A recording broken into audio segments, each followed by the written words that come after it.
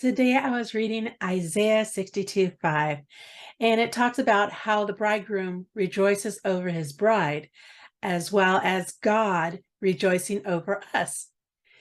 And in those early days of marriage, I know it wasn't smooth for John.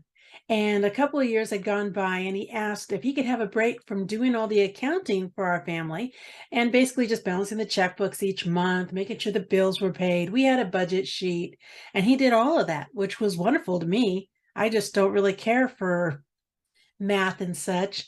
And so he asked if I could take over. I said, sure. So I went ahead and took over. And I would say a couple of months passed by, and we actually walked up to an ATM machine together. And he said, by the way, how much is left in our account right now? What's our balance? And I said, well, let me see. And of course, the ATM printed out a receipt. And I said, oh, it's about $100 less than this. And he goes, about how much is actually in there? And I said, I told you it's about $100 less than this. And he just wasn't comfortable. So he said, when we get home, let's see if we could sit down and look at the bills and everything. And when we did, he realized that I had a cushion set in there from $50 to $75. And that though I was marking off the checks that cleared, I wasn't balancing the checkbooks to the penny the way he did. And he about came unglued.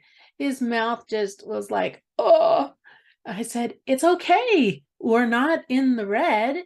I'm making sure we're fine, that we got this cushion. And he just, because of his temperament, could not live without being balanced to the penny. And so then he took the books back during that time. Over time, I have learned how to do the accounting much better, though I do have help from others balancing the checkbook every month because Ed is just a project I don't care for.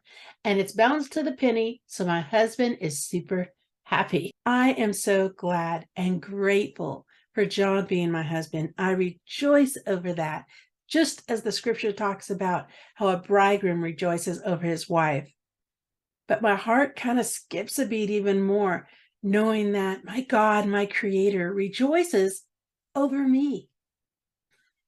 That thrills my soul. Remember, because he lives, it does change everything.